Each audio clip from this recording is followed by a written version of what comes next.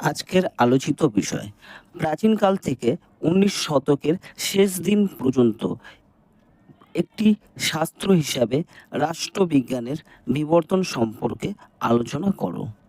সুদূর অতীতকাল থেকে রাজনীতি সংক্রান্ত আলোচনার অবস্থিতি লক্ষ্য করা যায়। আজ থেকে প্রায় ২৫০০ বছর পূর্বে গ্রিসে প্লেটো ও অ্যারিস্টটল রাজনীতি নিয়ে আলোচনা করেছিলেন। প্লেটো রচিত রিপাবলিক স্টেটমেন্টস ল গ্রন্থগুলির মধ্যে রাজনীতি ও দর্শনের মেলবন্ধন খুঁজে পাওয়া যায়। অ্যারিস্টটল তার রচিত পলিটিক্স নামক গ্রন্থে একটি স্বতন্ত্র বিষয় হিসাবে রাজনীতিবিদ্যার ভিত্তি গড়ে তুলেছিলেন। তার চিন্তাধারায় বৈজ্ঞানিক মনোভাব লক্ষ্য করা যায়। তাই ম্যাক্সি অ্যারিস্টটলকে প্রথম রাজনৈতিক বিজ্ঞানী বলে চিহ্নিত করেছেন। প্রাচীন ভারতের ঋগ্বেদে জাতিপ্রথা, রাষ্ট্র ব্যবস্থা, রাজতন্ত্র, রাজার সার্বভৌমত্বের অধিকার, সভা ও সমিতির মতো গণতান্ত্রিক প্রতিষ্ঠান সমূহ সম্পর্কে আলোচনা রয়েছে। পরবর্তী সময়ে সংহিতা ও ব্রাহ্মণ গ্রন্থ সমূহে মহাভারতের শান্তি পূর্বে এমনকি বৌদ্ধ রাষ্ট্রচিন্তায় এই সকল বিষয় পরিলক্ষিত হয়। আবার কৌটিল্যের রচিত অর্থশাস্ত্র এ রাষ্ট্রের উদ্ভব ও উদ্দেশ্য, রাজার অযোগ্যতা ও তার পরিণাম, যুদ্ধ জয়ের কৌশল রয়েছে। রোমান দার্শনিক, ইতিহাসবিদ ও আইনজীবীদের সর্বাপেক্ষা বড় অবদান হল যুক্তিবাদিতা ও ন্যায়কে আইনের ভিত্তি বলে ঘোষণা করা। মধ্যযুগ সেন্ট টমাস অ্যাকুইনাস রাজনীতিকে একটি ব্যাপক শাস্ত্র হিসাবে দেখেছিলেন। রাষ্ট্র, আইন, সরকার, ন্যায় প্রভৃতি বিষয়কে তিনি বাস্তব ও যুক্তিবাদী দৃষ্টিভঙ্গিতে বিচার করেছিলেন।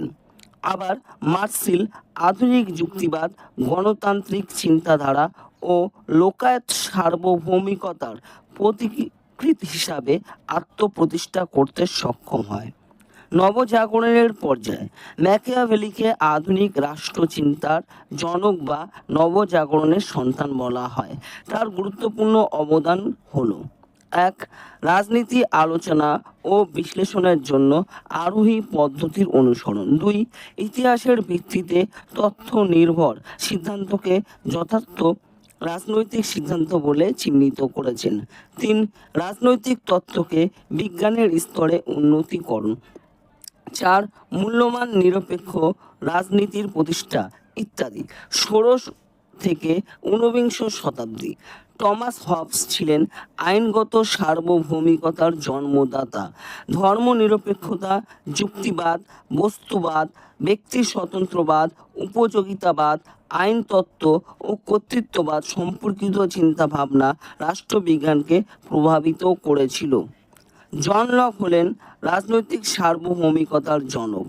ব্যক্তি স্বাধীনতা, সীমাবদ্ধ শাসন ব্যবস্থা, ক্ষমতা স্বতন্ত্রীকরণ, বিপ্লবের অধিকার, ব্যক্তিগত সম্পত্তি, প্রাকৃতিক অধিকার প্রভৃতি সংক্রান্ত তার তত্ত্বগুলি উদারনীতিবাদের অগ্রগতির পথ প্রস্তুত করে। রুশো জনগণের সার্বভৌমিকতার জন্মদাতা। তার সাধারণ ইচ্ছা তত্ত্বকে রাষ্ট্রচিন্তার ইতিহাসে সর্বাপেক্ষা গুরুত্বপূর্ণ ও মৌলিক অবদান বলে মনে করা হয়। বিশেষ উল্লেখযোগ্য, এরা সকলেই সামাজিক চুক্তি মতবাদের প্রবক্তা। অষ্টাদশ শতাব্দীর সংঘটিত শিল্প বিপ্লব, ফরাসি বিপ্লব, আমেরিকার স্বাধীনতা সংগ্রাম এর প্রভাবে যে চিন্তাধারা উঠে এসেছিল তা হল হিতবাদ বা উপযোগিতাবাদ।